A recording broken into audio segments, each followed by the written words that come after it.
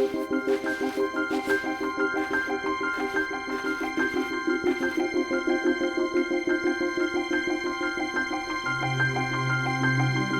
really started from a white piece of paper, and I think as a designer that is the most exciting brief that you can get. I really looked at the way sand dunes are formed. On one side of a sand dune you get very sort of sculpted soft forms.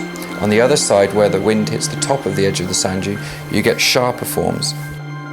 And the combination of soft and sharp with this clearly defined edge was a really strong inspiration for me on the A-Klasse. The sort of striking feature of the car is that when you first see it, it clearly is nothing like its predecessor. It has a completely different character.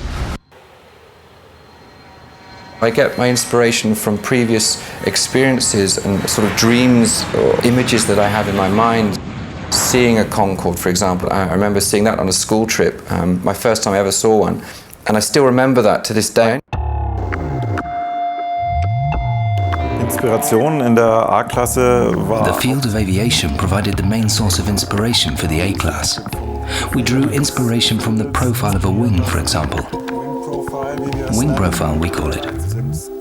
Highlights are the round vents that sparkle like jewels against a very calm backdrop.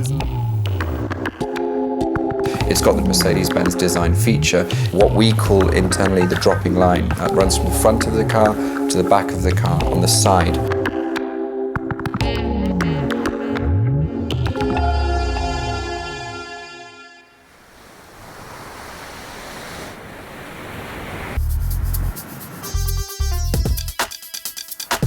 And something sculpted by hand has a certain freshness, is somehow more alive than something that's designed on a computer. And so the A-Klasse was designed by hand using clay and was actually treated like a sculpture.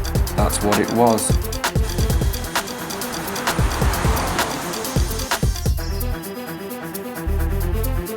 The interior of the A-Klasse represents a quantum leap in terms of quality and loving attention to detail. Everything is focused on the essentials and exudes high quality and precision.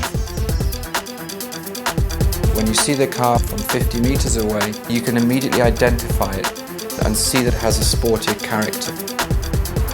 So here we have the Mercedes-Benz SLS AMG. This is our super sports car. The grille is as wide and as low as possible. And of course, there is a relationship between the two cars, and you see that here with the low, wide grille. Again,